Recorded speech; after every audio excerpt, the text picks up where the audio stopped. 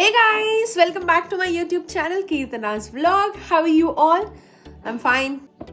It's been years together. I didn't post a single video on YouTube because I was going through a very bad phase in 2024, even my family as well, in terms of health, financial crisis.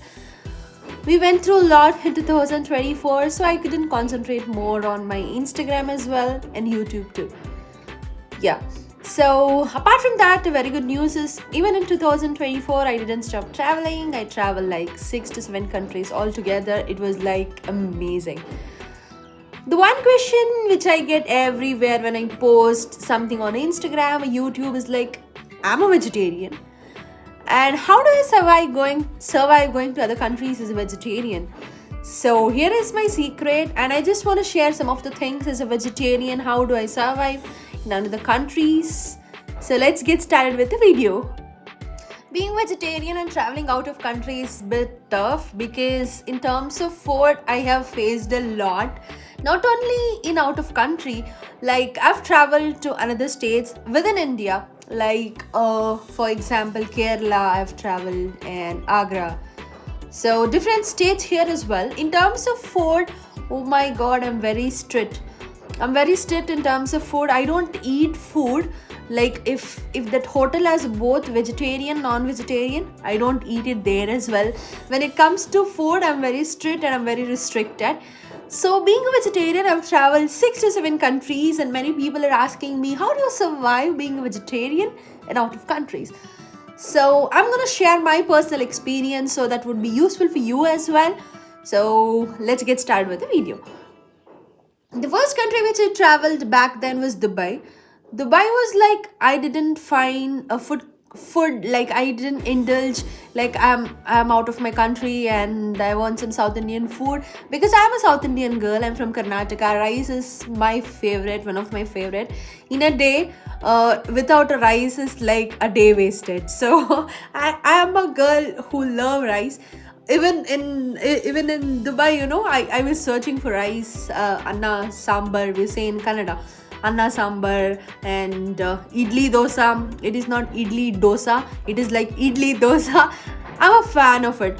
So in terms of food, I'm very restricted. I don't eat food. Even that hotel has vegetarian and non-vegetarian. If they cook food together, I don't eat it there as well.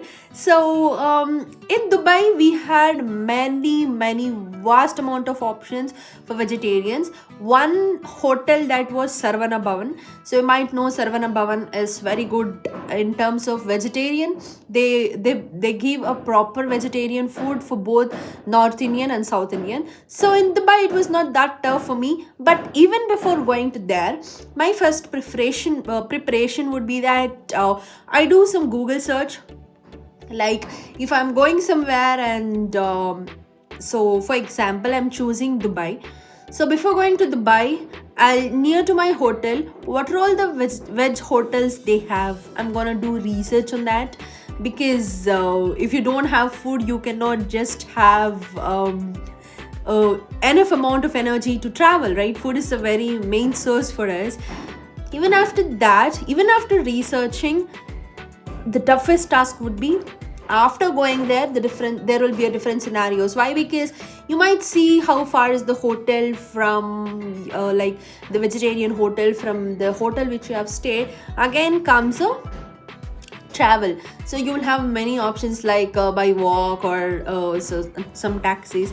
So here what I just want to mean what I mean to say that is like even if you have done enough amount of research, going there, the scene will be completely different, right? So far I've been traveled to Dubai, Malaysia, Singapore, Thailand, Hong Kong, Macau, China. Like the toughest task which I had in terms of food was Hong Kong and China. As you people know, like Chinese, those people doesn't even know what is vegetarian. So I just want to share one of my experience. I was just going on a road and I just saw one shop which had a vegetarian on that nameplate. I just went and asked, okay, what vegetarian do you have? So those people, they don't even know the concept of vegetarian. The person say that a broth is like it'll be kind of a soup. A chicken soup is also considered as vegetarian for them. Oh my god, what if I would have eaten that? That was very toughest task for me in terms of food when it comes to China. Chinese people, their food culture is totally different, because they don't even know the concept of vegetarian. Because as I said you, I'm a South Indian girl and rice is like good to go for me every day. For them, like that, non-vegetarian is a good to go for them. So before going there, I was very aware that okay, I'm going to China and I might not get good food to eat. I was mentally prepared so that even my even my body should prepare physically, because when I'm going to out of country, I have to prepare mentally for many aspects, not only in terms of food, in terms of weather. I might get cold, I might get fever, something like that. In China, it was horrible, extremely horrible, because those people in terms of food, they are totally completely different.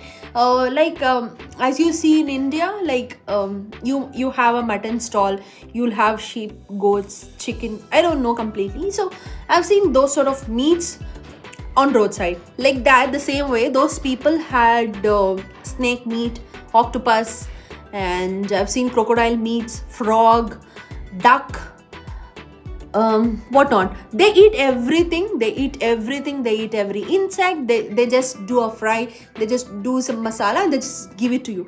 So those people doesn't know even a concept of vegetarian. So I did so much of research before going to China. I was mentally prepared that food would be a greatest challenge for me. So what I do personally is I just carry some amount of bakery items, maybe rusk, bread and jam will be very good.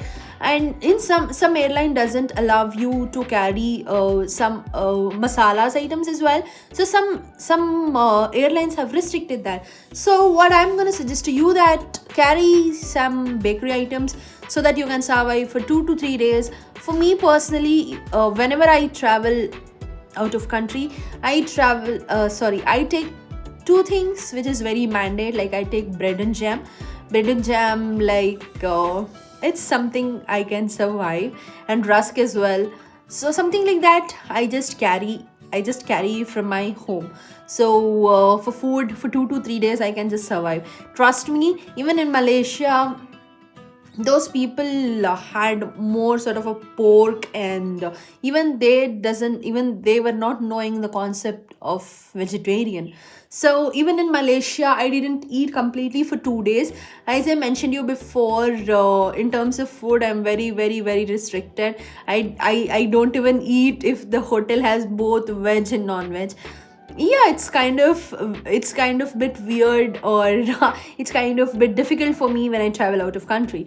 So apart from that, I'm gonna give you a tip that do a deep research. If you're going out of country, do a deep research. Like you can just know where are the pure vegetarian restaurants available. In Dubai, it was not that tough. We had Sarvana Bhavan. We ate. Oh my god, it was like completely wow. Then again, I traveled to Thailand. As you know, Thailand is for Indians, so getting Indian restaurant there is not tough at all. You have Indian restaurants everywhere. Apart from Indian restaurants, they have a pure veg restaurants as well. There might be minimum, but yes, they do have enough amount of hotels over there as well. So apart from that, in Singapore, trust me, I didn't even miss single day my home food, because I just did a hotel which was beside to Pakashala. So Bangalore people would know how good is Pakashala. So every three meals I used to have, even though the dollars were hyped there, but I had my food there. That was okay. So yeah, when it comes to Hong Kong, Hong Kong, the whole Hong Kong had hardly 2 to 3 pure veg restaurants. As I mentioned you, 2 days, completely 2 days, I did not have food. I just survived being with the bread, jam, or sometimes I used to drink the hot water with the coffee sort of a thing, and I used to dip rusk. 2 days, trust me, I didn't have food. Like, another tip which I follow is you can have fruits is like OMG. In Hong Kong, for 30 something, you used to get 5 apples, 1 apple per day. It was like this much big, so you can have it. Fruits, you can have it. I personally have fruits when I go out of country. On the third day, I got some hotel. I became a fan of it. Some people from Bangalore or some people from Tamil Nadu, they went there and they did a hotel called Woodlands. Woodlands was a pure vegetarian. They had pure vegan as well. So after finding it for the third day, I was like, oh my god, finally I'm eating my food. So after third day, I had my food in Hong Kong. Fourth day, we traveled for Macau. Macau, I just stayed there for 1 day, and there also I had Woodlands. In China, or if you guys are traveling for Hong Kong and if you guys are vegetarians, you can try Woodlands. That is really really awesome. In Macau also you get that option. And in China, I had some fruits. China, maybe I went to a border. I stayed there for 1 day, 1 night. There I had fruits because I had no options for vegetarians. Yeah, I had no options, guys. I survived with the fruit that was delicious. And trust me, apples was like, oh my god, it was crazy. Apples, Hong Kong apples are amazing. If you guys are traveling for Hong Kong, please do try apples. So this is how I survive being a vegetarian when I travel out of country. People who are also vegetarians, don't hesitate to go out of country and just by thinking food is just a barrier for you. You have a vast amount of options. You can try Subways as well, because they prepare something in right in front of you with the bread and some veggies into it. Yes, it would be tough, but that is not impossible, guys. Just being a vegetarian doesn't mean that you cannot travel out of country. You can travel. That's it for the day. I hope I've answered your question. Please do support me the same which you were supporting me before. So from now, I made a New Year resolution that I would be active on Instagram and YouTube as well. So if you're not still following me on Instagram, I'll be giving my tips of travel on Instagram as well. So please do follow. I've put the link in the description box. So let's meet in the next video. Until then, see you. Bye bye. Take care.